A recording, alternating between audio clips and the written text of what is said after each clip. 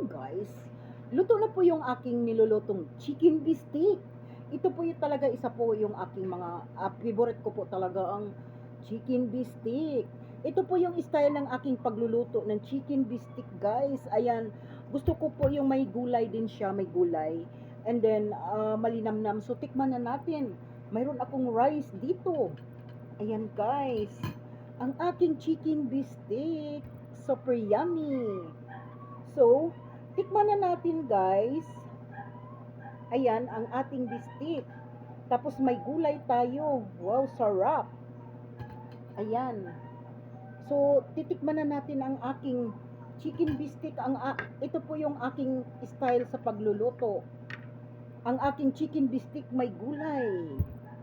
Ayan. So, tikman natin. Ito may rice tayo ha. Wow, grabe.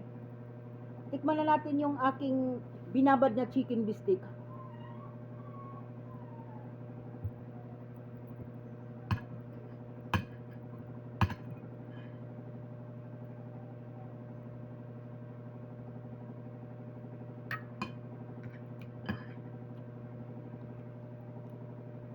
Alam niyo guys,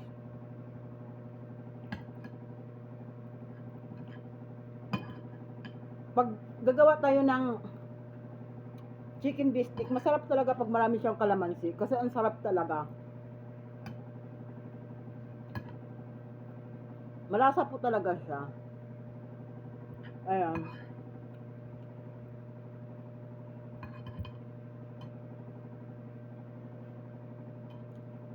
Masarap po ang lasa yung magkumpleto po siya sa ingredients, yung chicken bistek. Lalo na po pag marami siyang yung maraming kalamansi kasi masarap talaga ang kalamansi, guys. Ang kalamansi kasi isa din po talaga sa pangpalasa po at saka mabango ang kalamansi at saka maraming bawang. Yan po yung talagang chicken bistek. Yan ang gusto ko. Tapos hinaluan natin ng gulay. Sarap talaga. Malasa po talaga siya guys, malasa. Ang ating chicken bistek. Ayan. Lalo na dito pag nanunuot talaga yung lasa ng kalamansi, mabango. Tsaka marami siyang gulay, yung bawang. Ito po talaga sa number 1 po na gusto ko talaga ang chicken bistek. Marami siyang bawang, tsaka kalamansi, talaga. Sarap. Maparami talaga ang kain natin, guys. Chicken bistek. Wow. Super yummy. So, hanggang dito na lang. Hanggang sa muli. Bye.